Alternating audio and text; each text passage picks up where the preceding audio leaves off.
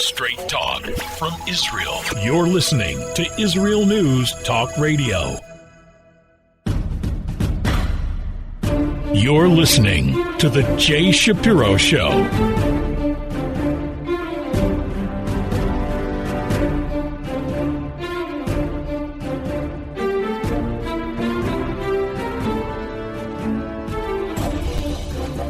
Hello again, this is Jay Shapiro. Thanks for listening. One of the most interesting things that happened this past week is something that could have been written in a mystery novel, or it could be the script of a good movie.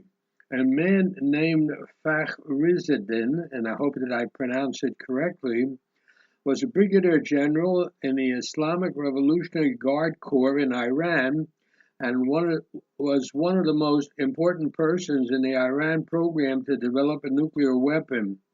The goal of the nuclear program has been stated by the Iranians many times. It is to destroy Israel. Israel is a very small country, about the size of New Jersey, so it's very, very vulnerable. He was assassinated in broad daylight near Tehran. The assassins escaped. It's been assumed that it was the work of Israel. I don't know whether this is true, of course, but it is to our advantage that it be thought to be so. The spokesman for the European Union condemned the action, which was predictable. But interestingly, the fellow who was the director of U.S. Central Intelligence Agency under Obama also condemned the act. That's very interesting. The reason that I mention it is that a lot of former Obama people are being chosen for jobs in the Biden administration, and that has very strong implications for Israel. I will expand on this thought during the program, and also I will mention a few things that are under the radar, such as the way that some groups are ignoring the warnings about gathering together during the pandemic. And in particular, this has happened in the area of New York, where the Hasidic groups are ignoring the rules that have been placed by the governing authorities. And the Hasidim have, interestingly enough, when they gathered, they really gathered together tightly. So I think it's especially dangerous for the Hasidic communities not to obey the laws. But that's a personal opinion. I'll discuss a little bit about that. Again, thanks for listening. I'll be back in a moment.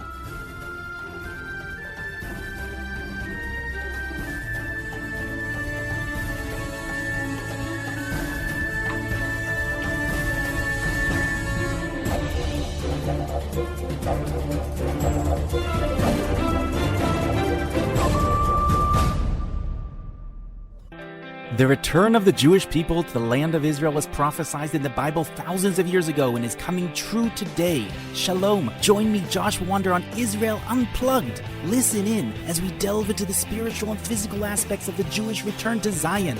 We'll discuss the biblically mandated, historic, and of course practical understandings of this incredible transition from exile to redemption. That's Israel Unplugged, every Monday on IsraelNewsTalkRadio.com.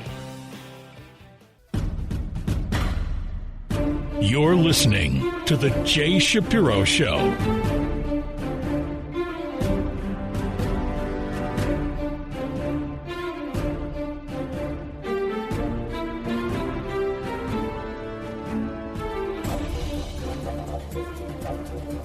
You're back with Jay Shapiro. Israel is a small country that could be destroyed, unfortunately, God forbid, by one or two nuclear weapons. Iran has been threatening that when they get a nuclear bomb, they're going to do that. One of the main people in their program to build a nuclear weapon was a fellow named Fakhrizadeh, a brigadier general in Iran's Islamic Revolutionary Guard Corps, and a professor of physics at the Guard's Imam Hussein University, and he played a central role in the Islamic Republic's nuclear program. He was assassinated in Tehran last week. Who was he? Prime Minister Benjamin Netanyahu warned in 2018 of this guy, this nuclear scientist, Fakhrizadeh, who many referred to as the father of Iran's nuclear weapons project. Our prime minister said at that time, "Remember that name."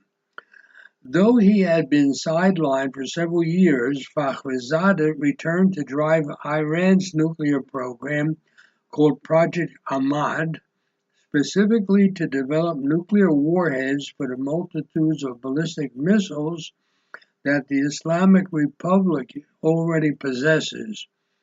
Back in 2014, the New York Times compared him to Robert Oppenheimer, the father of America's nuclear bomb. Several Iranian nuclear scientists have been assassinated over the years, but Fakhrizadeh was by far the most important nuclear scientist to be killed to date. He was so important that it was not until Netanyahu showed his picture that there were any photographs at all available of him.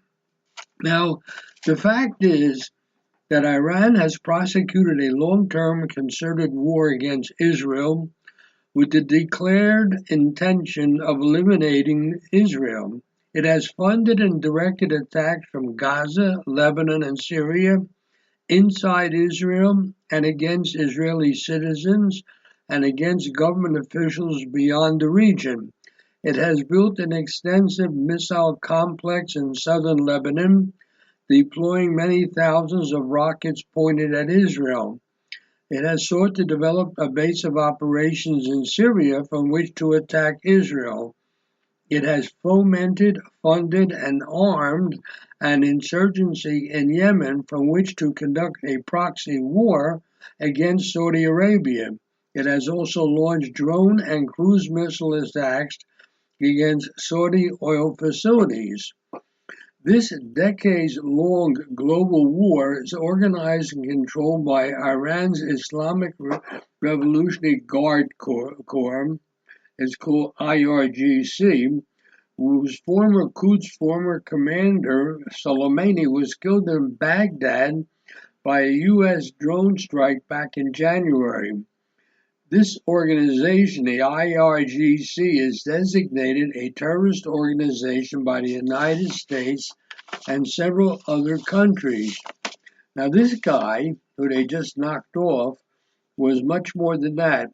He was the founder and long-term director of the illegal Iranian nuclear weapons program. The UN's International Atomic Energy Agency confirmed that he led the program, known as Ahmad, AMAD, which sought to develop nuclear weapons under the guise of a civilian energy project. It was shelved in 2000, but replaced by an organization called SPND, which he headed until his death. The work of Ahmad and SPND and other covert bodies was exposed in an extensive nuclear archive that was seized by Israel's Mossad from Tehran back in 2018. The acute threat of Iranian nuclear bomb was recognized originally by President Obama, who pledged to do something about it. However, he did almost nothing. His assurance dissolved into a negotiation of the so-called JCPOA nuclear deal back in 2015. Now, it could well be, and it is, that Obama's apprehension over the Iranian danger was shared around the world by countries that recognized the threat was not just in the Middle East, as Iran continued work on long-range missiles capable of delivering a nuclear warhead. They also knew, all the experts knew, that the Iranian program would trigger in the Middle East a nuclear arms race, which is actually now underway, mainly involving Saudi Arabia, Turkey, and Egypt. The fear of Iran's nuclear program, as well as regional and global aggression, was probably the major incentive for years of under-the-radar cooperation between Arab states and Israel, a cooperation that has recently matured openly into the Abraham Accords. With Obama's failure to support the Arabs against Iranian aggression, the Arab countries saw Israel as the one country they could depend on for protection. Iran will never abandon what it considers its absolute right to become a nuclear-armed state, not under the current regime nor any future regime, probably. The nuclear archive that Netanyahu exhibited proves that while the regime has consistently denied its weapons program, it has forged ahead with it. It has lied, and the archives even sets out in detail the ways in which it has destroyed the inspection ability. Despite the claims to the contrary, the JCPOA, which was agreed to by America under Obama, was never going to prevent a nuclear-armed Iran and was not designed to do so. Its so-called sunset clauses meant that at best the deal might have delayed Tehran's acquisition of nuclear weapons for a few years, kicking the can down the road for future generations to deal with it. Any return to that deal, the JCPOA, signed by Obama, any return to that by a Biden White House, and there's those in new administration officials who are pushing for it, will not see a strengthened deal, but more likely an even weaker one. Other than regime change with a highly unpredictable outcome, that leaves no alternative to coercion. Israel ended the Iraqi nuclear project in 1981 and the Syrian project in 2007. Israel did this to both these countries by airstrikes. These were condemned by the US and European countries at the time, but they were later recognized as vital steps for regional security when Saddam's invasion of Kuwait had to be repelled and the Islamic State in Syria had to be crushed. So Iran apparently learned from these earlier actions, and effective airstrikes against their nuclear program would be far more difficult and bloody today, though they cannot be excluded if necessary. Meanwhile, an unattributable campaign to contain Iran's nuclear ambitions has unfolded, including cyber attacks, sabotage, and covert action against their nuclear facilities and targeted killings of nuclear scientists. The elimination of Fakhrizadeh was the latest and arguably most significant of these, both in terms of deterrent and denial of expertise. The potential effectiveness of these actions has been increased by what's called President Trump's maximum pressure campaign of economic sanctions. Together, these measures stand the best chance of retarding Iran's nuclear program as well as restraining its non-nuclear aggression, short, of course, of conventional strikes or all-out war. Those that argue against this policy fail to understand the danger that a nuclear-armed Iran presents to the region and to the world. They wrongly believe that the program can be halted by diplomatic means or are happy with the idea of a nuclear-armed fanatical dictatorship. Those who support this argument seem to misunderstand what this is all about. When these terrible regimes threaten to do something, the chances are that they will indeed do it. There is a failure to comprehend either the psychology or ideology of a leadership like that of Iran. The path advocated by the proponents of appeasement, many of whom were in the Obama administration and now will be in the Biden administration, the path advocated by them can only lead to infinitely greater bloodshed, violence, and suffering. And all of that is much more important than the death of a terrorist on the streets of Iran, which occurred this week. So it's very important to understand that a country like Israel, we are a small country. There is very, small room for mistakes. And therefore, if the Obama administration is going to go back to if the Biden administration will go back to the way of wavering in front of countries like Iran, Israel might have to do something serious. I'll be back after the break.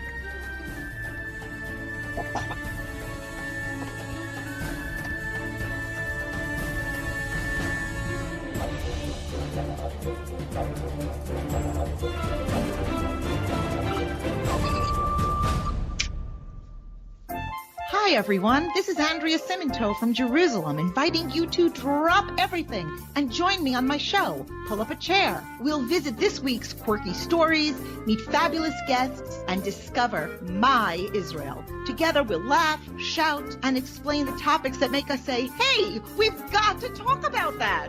So get comfortable and pull up a chair with me, Andrea Simento, every Thursday on Israel News Talk Radio. Psalm 23, the Lord is my shepherd, I shall not want. Did you know this psalm and many others were composed by a Jewish shepherd and musician who later became a king? Would you like to know some of the inner meanings of psalms to help you connect with God and strengthen your soul? An exciting and easy-to-read book is now available which will help you do just that. Software for the Soul, Psalms for Everyone, available on Kindle, Audible, and Amazon.com. Software for the Soul. You're listening to The Jay Shapiro Show.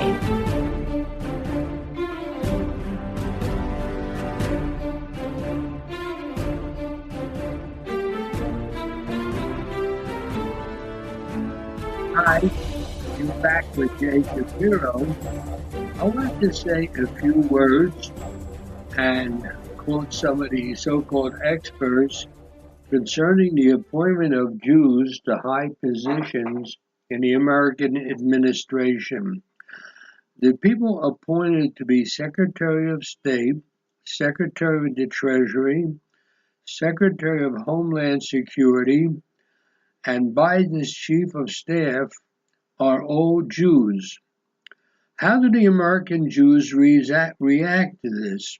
Well, the head of the Jewish Democratic Council of America said, "We are proud of the fact that this slate of nominees includes multiple Jewish Americans and others whose families' history represents the rich tapestry of American society.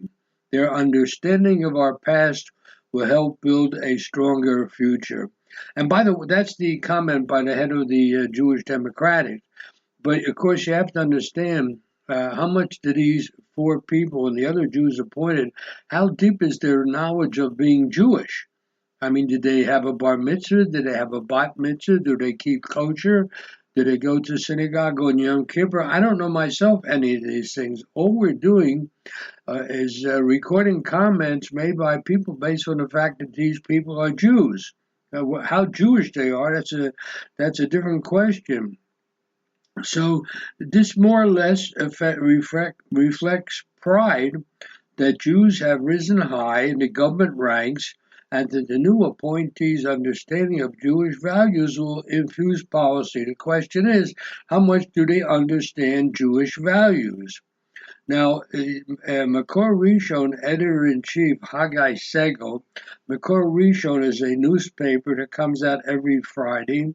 Haggai Segal is the editor-in-chief, and he's been on the Israeli scene for about 40 years already, a commentator. And he said, and I quote, "There's no need to attribute too much importance to the appointment of Jews in Biden's administration. There are also lots of Jews in J Street." J Street, of course, he was referring to the left-wing lobby that has played a leading role in legitimizing and mainstreaming harsh criticism of Israel's policies. They lobby both elected and non-elected U.S. officials, and by and large, if you check out J Street, you find them on the internet. Most of the positions they take are positions that I personally truly believe are detrimental to Israel.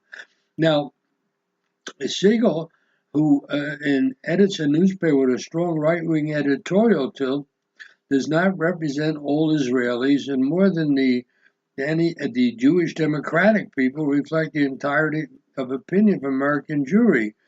But the different takes of American Jewish leaders and Israeli Jews, the different takes on the appointment of Jews to the Biden cabinet and what those appointments mean reflect different ways that Israeli and American Jews view the world as a result of their different experiences and different concerns.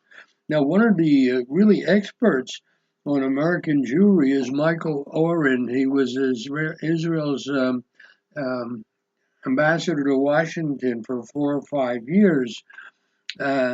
He said that. No, by the way, it was more than 4 and 5. I just realized it was about 9 and 6, about 6 years. Yeah.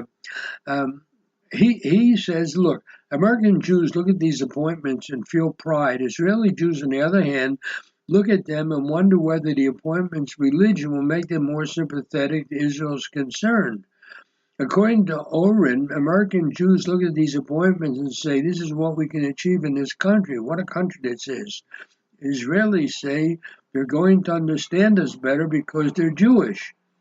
Now, in addition to the pride the U.S. Jews feel when their co-religionists rise to positions of great authority, there are two other emotions that Israeli Jews don't carry, and that is shame and insecurity, believe it or not, according to Oren.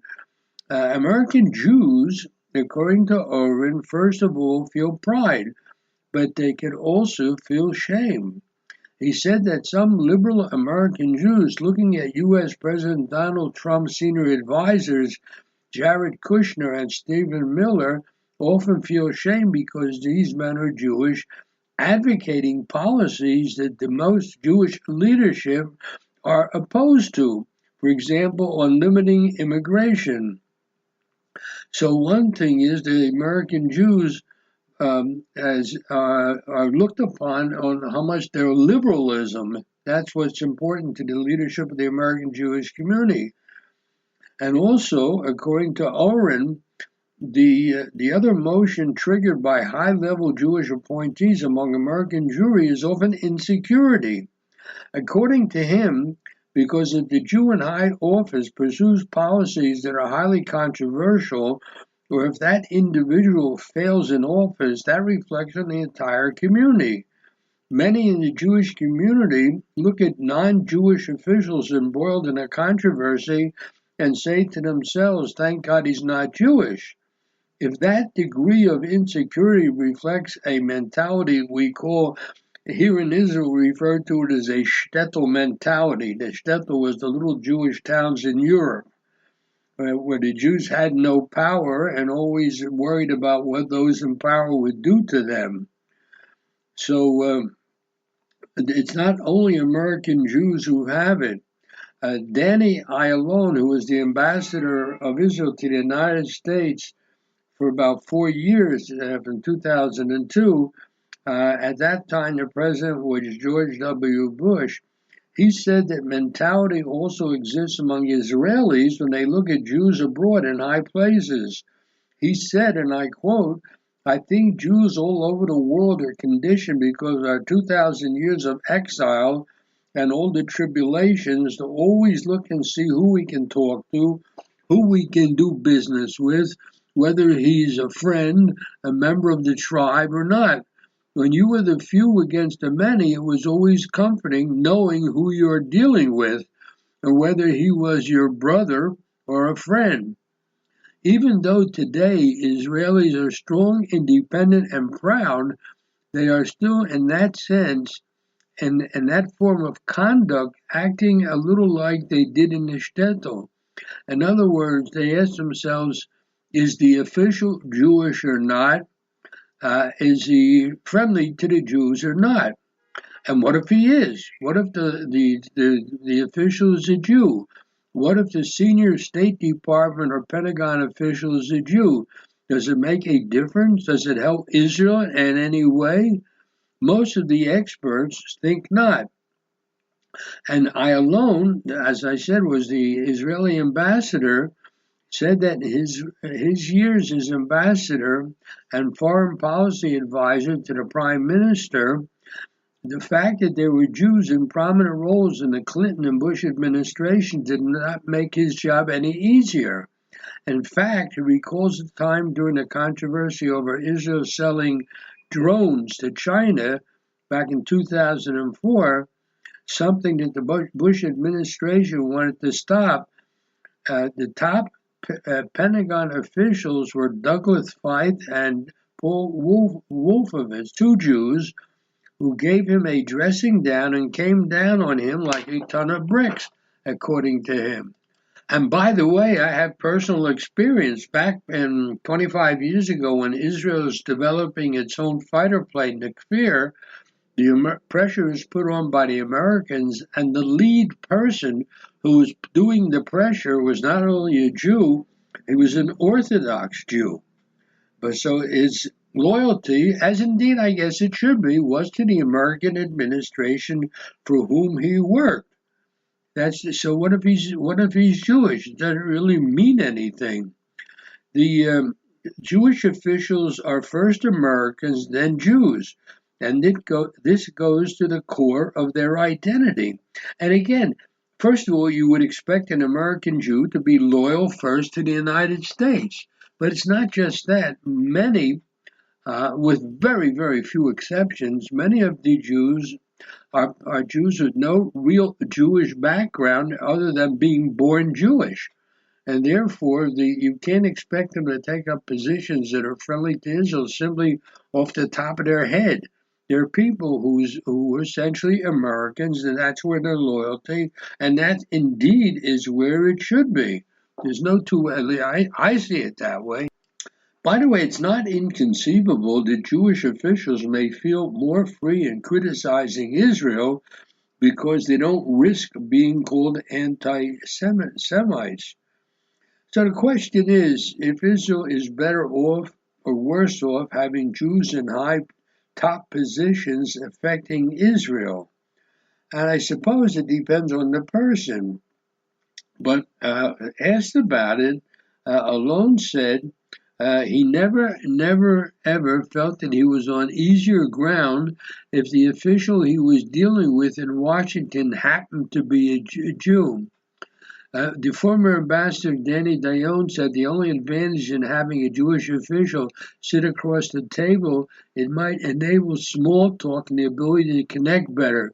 But regarding the substance of policy, it does not mean anything. And that is the bottom line. The Jew should feel pride when a Jew reaches a high position anywhere around the world. But that's not insurance that they'll be favorable toward Israel. I'll be back after the break.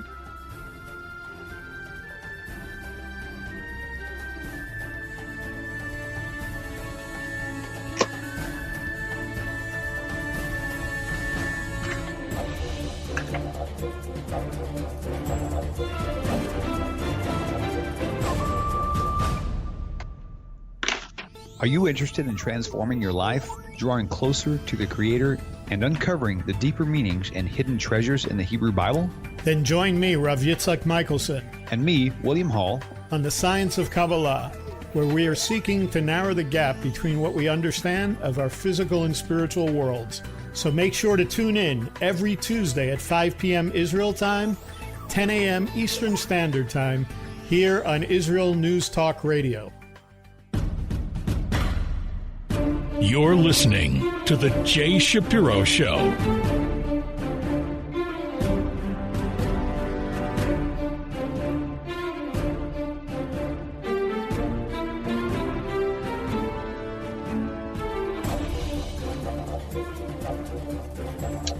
You're back with Jay Shapiro. In this part of the program, I want to get away from the heavy stuff like the American election and things of that nature. Also, the fact that Israel might be heading for another election that would be the fourth one in less than 2 years. But these are all heavy items, and I want to do some things which I call under the radar. to give you a picture of what's happening in Israel. First item has to do with something called the Knesset Committee on Advancing the Status of Women.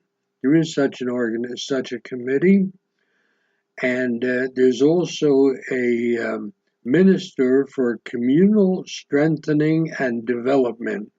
All these are sort of made up. I don't know where they came from. They had to give all these politicians jobs, so they created committees.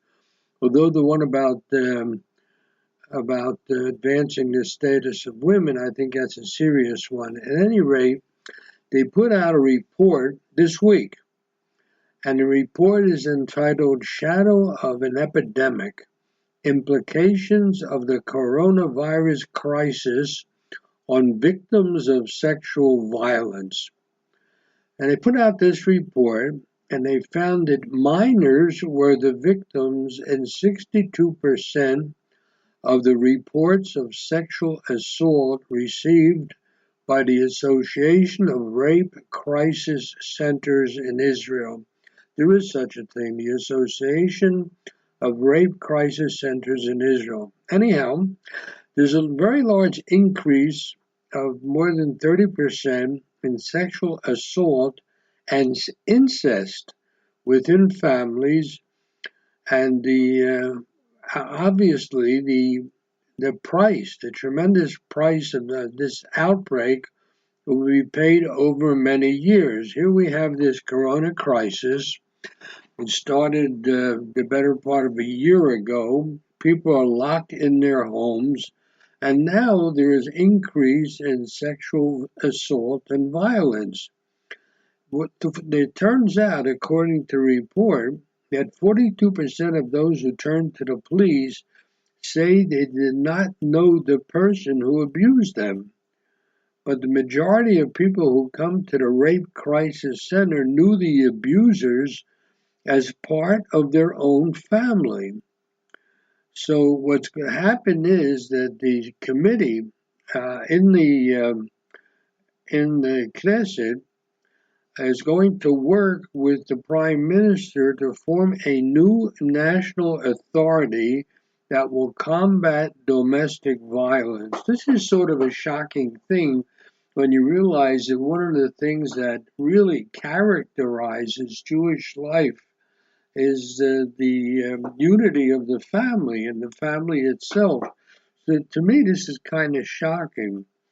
Netanyahu said that as an open modern society, we must rip out the violence from the root.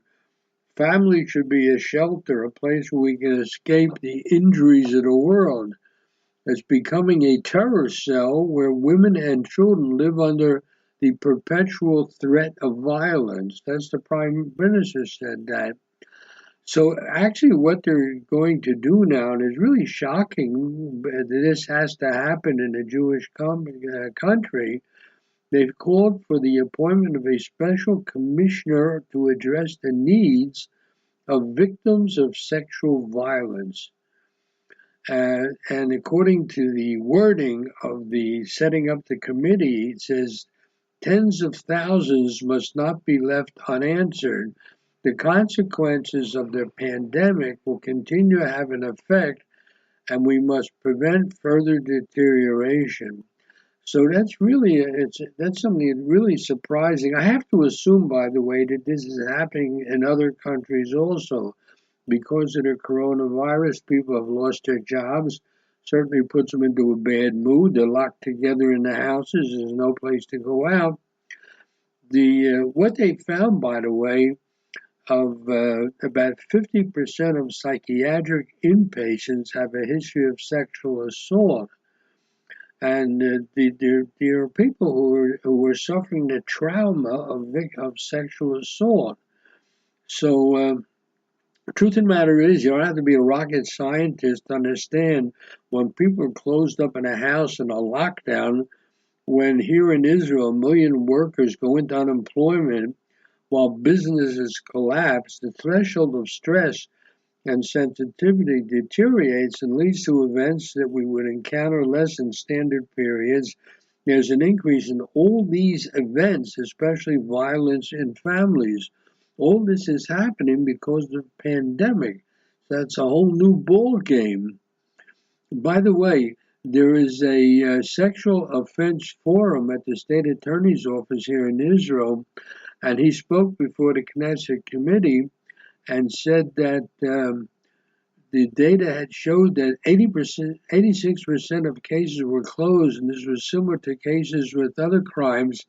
And because many cases are closed due to lack of evidence, and some are closed due to lack of guilt. So it's a whole story unto itself, and this pandemic has brought it out. So it's happening here in Israel as well in other countries. It's just a little bit more shocking to have a thing like this happen in Israel, which is a society based on the family and the health of the family. So I just wanted to pass this information to the listeners. Now go on to the next item, which is really out of New York. The New York City Mayor Bill de Blasio announced that the Satmar Kiryat Yoel Hasidic community, which is outside of New York, it's a very right-wing Hasidic community. They're going to be fined $15,000 for the massive maskless wedding it staged 2 weeks ago in Brooklyn, because the city and the state had put out COVID-19 regulations, and the Satmar community just chose to ignore it.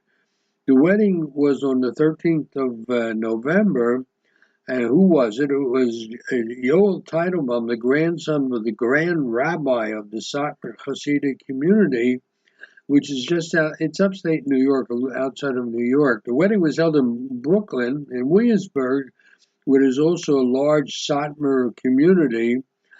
And what happened was they took videos of this massive wedding celebration, thousands of Hasidim standing shoulder to shoulder on bleachers, singing, jumping up and down and swaying inside their synagogue in Brooklyn. And the wedding was arranged with great secrecy to avoid detection by New York State and city officials, which wasn't really a nice thing to do.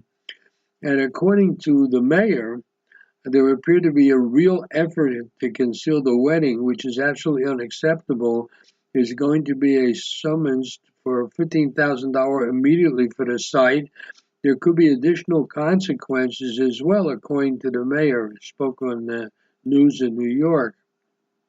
Now, it turns out, just as a side issue, there are two branches of the Satmar Hasidic community, one in Brooklyn, the other in Kiryat Yoel, a little bit upstate. And the two branches of the community are the wealthiest Hasidic dynasties in the world, with the largest number of Hasidim of any Hasidic group in the world. And in 2006, before the split in the community, there was a split between the two sons of the previous Rebbe, and it's believed that the dynasty was believed to have more than $1 billion in assets. That's kind of nice. So they had this wedding against the rules. Everybody was packed together, and they're going to pay $15,000. But if they have assets of $1 billion, I don't think that's going to bother them very much. And go on to another subject. The president-elect in the United States, Biden, who, according to news, by the way, I'm recording this program on Tuesday night, and according to the news, he broke his toe, or he broke his ankle. Something not good happened to him. At any rate, a young lady named Rima Dodin, a Palestinian American, will serve as a deputy director of the White House Office of Legislative Affairs. This was announced a week ago by President-elect Joe Biden. Dodin will be the first Palestinian American to serve as a White House staffer. This new White House staffer was born to Jordanian Palestinian immigrants in the U.S. She's in America. She's born in the United States, Her family is originally from a little village called Dur, which is near Hebron, here in Israel. She served as Deputy Chief of Staff to Democratic Senator Richard Durbin, has also served on the Judiciary Subcommittee on Human Rights and the Law. And she's a graduate of the University of California in Berkeley, the University of Illinois in Urbana.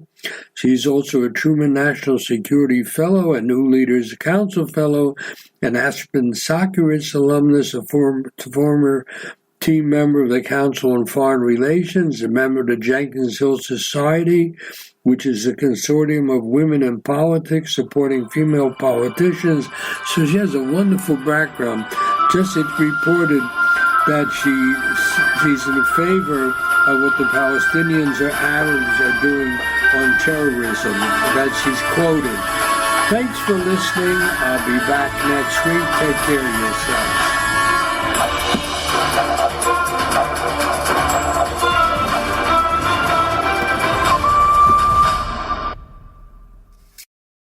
If you love Israel News Talk Radio, then you'll love our Facebook page. We keep you up to date on what's happening in Israel, plus little surprise treasures that we don't share on the radio. Go now to follow us on Facebook. Just look for the Israel News Talk Radio Facebook page, and don't forget to subscribe and follow us by clicking on the like button. We post great stuff there that you'll want to share. Israel News Talk Radio on Facebook and Israel News Radio on Twitter. If you're hearing this message, everyone else can too. Advertise with Israel News Talk Radio and get your message out to people. We'll build a personalized package for you. Contact advertising at israelnewstalkradio.com. Straight talk from Israel. You're listening to Israel News Talk Radio. Hey, this is Jake in Anchorage, Alaska, and I love listening to all the super interesting interviews and up-to-date information on what's happening in Israel. Hello, this is Anna King, originally from London, now living in Israel. And what can I say? Israel News Talk Radio is my cup of tea. My name is Bhaskar. I'm from India, and I love listening because you get to know the truth and wonderful voices from this lovely country. Mom! Okay, wait a minute. Hi, this is Chava Dax, and I'm calling for the rolling hills of Ma'ale Adumim, just north of Jerusalem. I always listen to Israel News Talk Radio to get all the latest news and commentary and to keep me up to date every day. This is Sarah Dax from Ma'ale Adumim, and I'm 12. I wish Israel News Talk Radio was boring so my mom wouldn't listen to it all the time. Mom! You're listening to Israel News Talk Radio. News, opinion, and more. You're listening to Israel News Talk Radio.